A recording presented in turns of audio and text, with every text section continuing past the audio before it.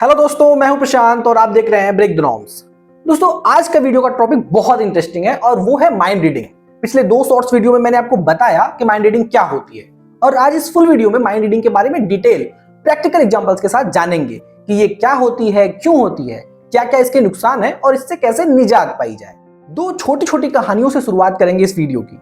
एक लेडी है काव्या नाम की, उनके फादर का 62वां जन्मदिन है और वो अभी अभी एक माइनर हार्ट अटैक से रिकवरी कर रहे हैं और इसीलिए उनकी फैमिली ने उनको थोड़ा बेटर फील कराने के लिए एक छोटी सी पार्टी या फिर यूं कहें कि फैमिली गेट टुगेदर प्लान किया है।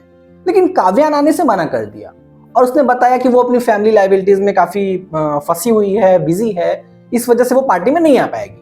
अब थोड़ा फ्लैशबैक में चलते हैं। दरअसल कुछ ही महीने पहले काव्या के फादर को एक माइनर हार्ट अटैक आया था और जब काव्या और उसकी छोटी बहन सारिका अपने फादर को लेकर हॉस्पिटल में थे तो डॉक्टर ने काव्या की छोटी बहन को बुलाया और सारी चीजें बताई कि उसके फादर को क्या प्रॉब्लम है, किस तरीके से उनका आगे का इलाज चलेगा। क्योंकि डॉक्टर ने सारी बातें छोटी बहन को बताया था तो फिर घर वाले और रिश्तेदारों ने भी छोटी बहन से ही आगे की हालचाल ली कि उसके फादर कैसे हैं अब और आगे क्या करना है। दरअसल कुल मिलाकर मामला ये हो गया कि अब उसके फादर के ट्रीटमेंट का आगे का जो भी चार्ज था वो सारिका को यानी कि छोटी बहन को मिल गया। अब ये बड़ी सामान्य सी बात है, लेकिन बड़ी बहन काव्या जिसे माइंड रीडिंग की बहुत खराब आदत लग चुकी है उसके लिए काफी तनाव का विषय था। अब बड़ी बहन के दिमाग में कुछ थॉट्स चलने लगे कि डॉक्टर ने मेरे बड़े होते हुए भी सारिका को बुलाया जो कि उसकी छोटी बहन है, शायद वो मुझे इस लायक नहीं समझते कि मैं पूरी बात समझ पाऊं या फिर मैं देखने में कम समझदार और जिम्मेदार लगती हूँ। तमाम चीजें उसके दिमाग में चल रही थी।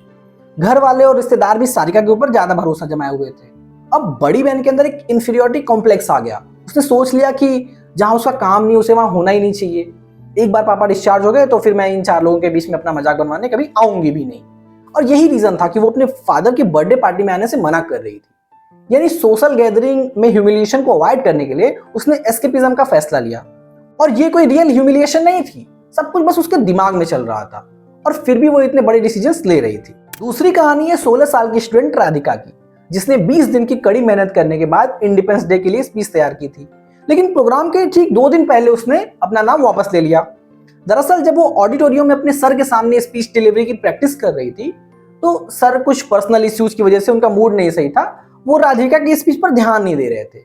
अब राधिका ने बिना कुछ जाने सुने ये एज्यूम कर लिया कि उसकी स्पीच सर को बहुत बोर कर रही है और अभी सर के आगे ही ये हाल है तो स्टेज पे मेरा क्या ही होगा, सब मुझसे बोर हो जाएंगे और फिर मुझे कोई सुनेगा भी नहीं। अब स्टेज ह्यूमिलिएशन से बचने के लिए एस्केपिज्म का सहारा राधिका ने भी लिया और उसने अपना नाम वापस ले लिया और उसने बोल दिया कि कोई बहाना बना दिया कि मुझे अपनी पढ़ाई पे फोकस करना है। क्लासिक एग्जांपल है माइंड रीडिंग कॉग्निटिव डिस्टॉर्शंस के। जब हम लोगों के हाव भाव और एक्टिविटीज को नोटिस करते हुए ये एज्यूम करते हैं कि सामने वाले के दिमाग में क्या चल रहा है, पक्का वो इसी तरीके से सोच रहा है तभी इस तरीके से पर्टिकुलरली रिएक्ट कर रहा है, इस तरीके की हैबिट को माइंड रीडिंग कहते हैं। अब थोड़ा बहुत तो हम सभी करते हैं और ये डेली लाइफ के लिए थोड़ा हेल्पफुल भी होता है, लेकिन जब हम बहुत ज्यादा रिलाई होने लगते हैं माइंड रीडिंग पर तो इसे फिर कॉग्निटिव डिस्टॉर्शंस की कैटेगरी में रखते हैं। जिन लोगों में माइंड रीडिंग की हैबिट नहीं है या फिर बहुत कम है उनके लिए तो कोई बात नहीं, लेकिन जिन लोगों में एनी हाउ ये थिंकिंग पैटर्न जिन लोगों ने अडॉप्ट कर लिया है तो ये बात तय हो जाती है कि फिर उनकी लाइफ में आगे तरह तरह की प्रॉब्लम आती रहती है। आइए जानते हैं कि किन कारणों से हमारा थिंकिंग पैटर्न डिस्टॉर्टेड होता है और हम इस इनएक्यूरेट माइंड रीडिंग की हैबिट बना लेते हैं। माइंड रीडिंग का सबसे बड़ा कारण होता है स्पॉटलाइट इफेक्ट। हम ह्यूमंस की एक आदत होती है, हमें ऐसा लगता है कि इस पूरे यूनिवर्स का सेंटर हम ही हैं और इसी वजह से हम खुद से जुड़ी हुई चीजों और इंसिडेंट्स को ओवर एनालाइज करते हैं। हजारों की भीड़ में इंसान अगर खड़ा होता है ना तो भी वो यही सोचता है कि मैंने क्या पहना है, मैं कैसा दिख रहा हूं, कहीं मैंने कुछ गलत तो नहीं बोला, सब लोगों ने मेरे बारे में क्या सोचा होगा। जैसे लगता है कि हमारे ऊपर कोई स्पॉटलाइट है और हम और बाकी सभी लोग अपना सारा काम धाम छोड़ के सिर्फ हमें ही देख रहे हैं।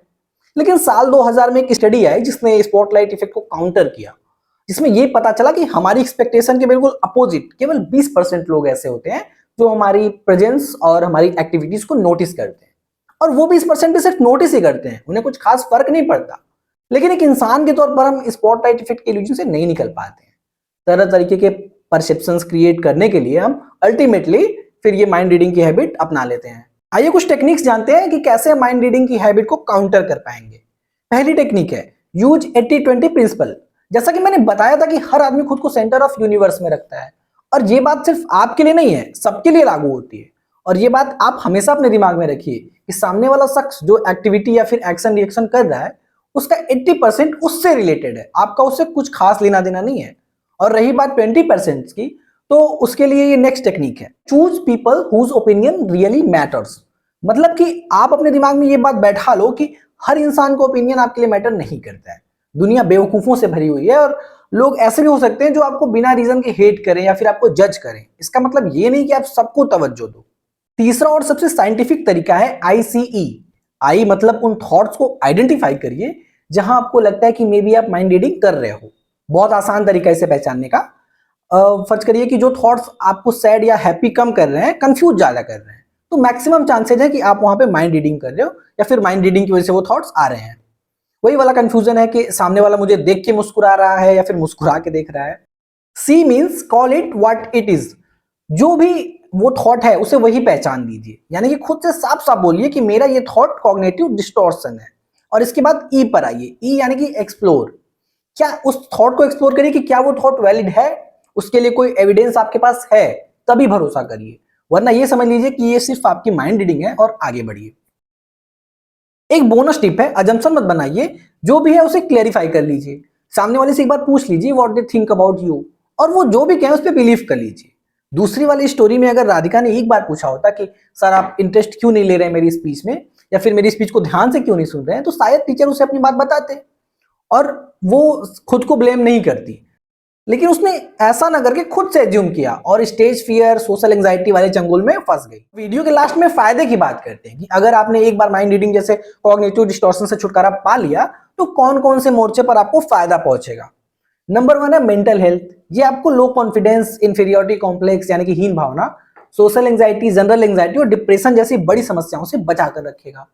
नंबर 2 पे है एक शानदार माइंडसेट वाला आदमी बनाएगा। फिर आपको पता है कि चाहे आपकी लाइफ की ग्रोथ हो या फिर हैप्पीनेस, हर चीज के लिए आपका माइंडसेट बहुत मैटर करता है। नंबर 3 है रिलेशनशिप। सोचिए कि आप एक ऐसे इंसान हो जो किसी भी तरीके की गलत फहमी की गुंजाइश नहीं छोड़ते और खुद को, दूसरों को बिना किसी रीजन, एविडेंस के जज नहीं करते। तो आपका लोगों के साथ रिलेशनशिप कितना अच्छा होगा, कितना खूबसूरत होगा, इसको आप इमेजिन भी नहीं कर सकते। नंबर 4 है कम्युनिकेशन।